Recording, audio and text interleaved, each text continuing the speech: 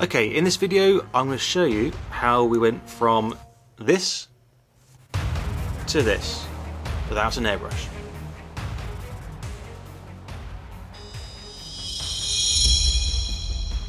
Okay, so you could prime it with a black primer, but for today I'm going to undercoat certain areas in a dead black from Army Painter.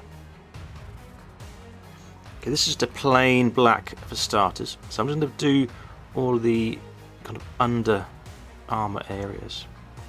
And don't have to worry about being too careful. I'm just quickly painting these in black. So whilst I'm using the black paint straight, I'm not mixing any other colours in.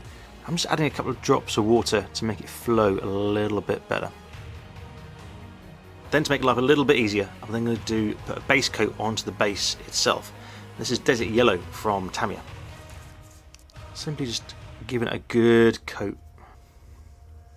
So the next colour we're going to use for this is actually a mud brown. This one's from Vallejo Model Air. So it's kind of a light orangey kind of brown. And all we can do with this one is simply pick out all of the armour panels.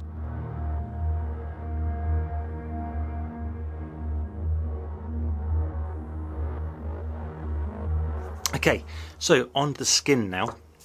So the first layer, the shadow layer for the towel skin, I'm going to do it in like a deep sky, which is like a deep dark blue.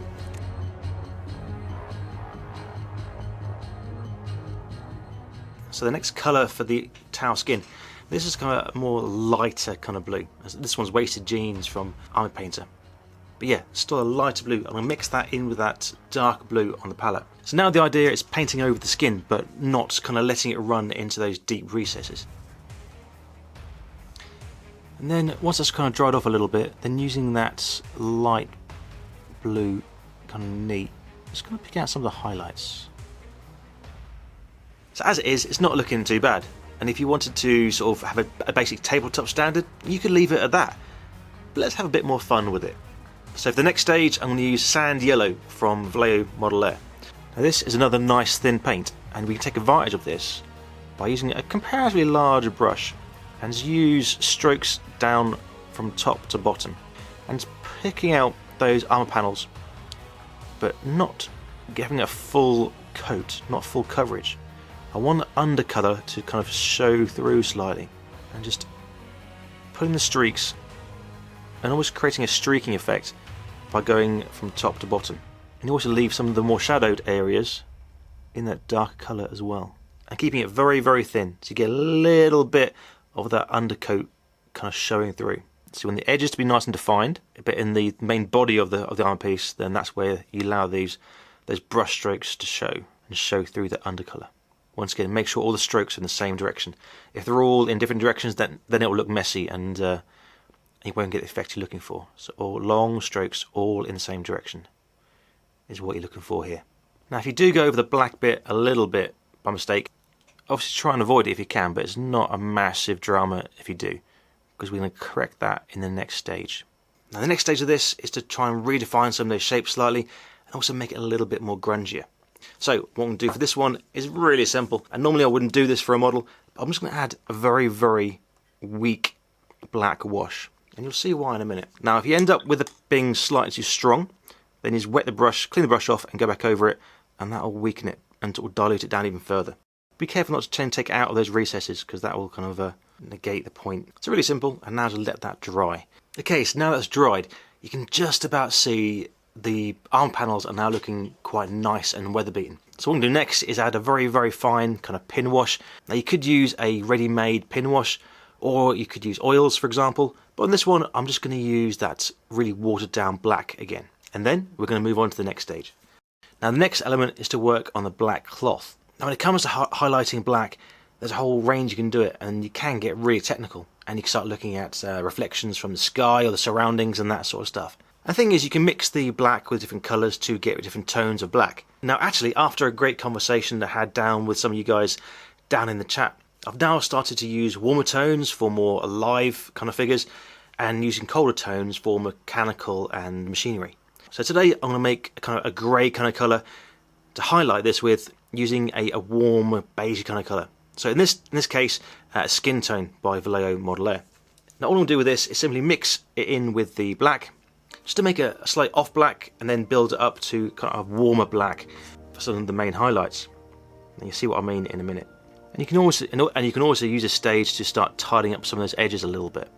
And then when you're happy with that, you then just add a little bit more skin tone into that black, make a lighter black, and then go back over. And especially where, for example, the creases at the elbows, you can build in that little bit of highlight, add a bit more definition into the model. And you can have a play with this. So I'm gonna add a little bit of kind of light, a really bright light green into that mix, and change the tone, change it ever so slightly, and then use that, for example, on the pistol and the weaponry. Once again, it turns it into a slightly different colour black, if that makes sense. So therefore it stands out, and you can read it a bit easier on the model. Okay, and now switching across to fire red, and just doing it in the lenses very carefully. And then using that same fire red just to paint in the Tau symbol on his shoulder. Right, so nearly there. So the last stage is a really gentle highlight. Now for this one I'm going to use quite a light beige over that sandy colour, and this is called Zombie Skin from Army Painter.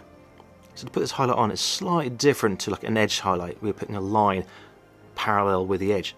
This one I'm going to do, on this one, I'm going to do tiny little strokes. Not even a line, it's almost like a little scratches that then sort of in the same direction as the brush strokes we've done earlier on. On here I want to make the face piece more of a focus, so I'm going to add that, make that a bit brighter. So on this little bit here, just kind of catching the edge there a little bit. So you can see how light I'm being there, because the number of brush strokes I'm doing, and I'm like only actually catching it at like 1 and 2 or 1 and 3.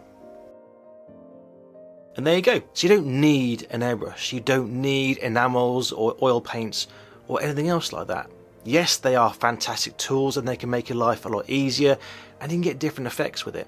And you can still get really weather beaten and atmospheric models just by playing with things and by taking advantage of the properties of the paint you're using. So I really hope you enjoyed this, and I really hope you got something out of it. If you did, then please hit that like button, because it really helps out small channels like this. Also, if you're wanting to try out any of the paints or anything else we've used today, then there's a full resource list down in the description for you. Now we're all at a different stage of our modelling journey, but this next video could well be the next step for you, and I'll see you there.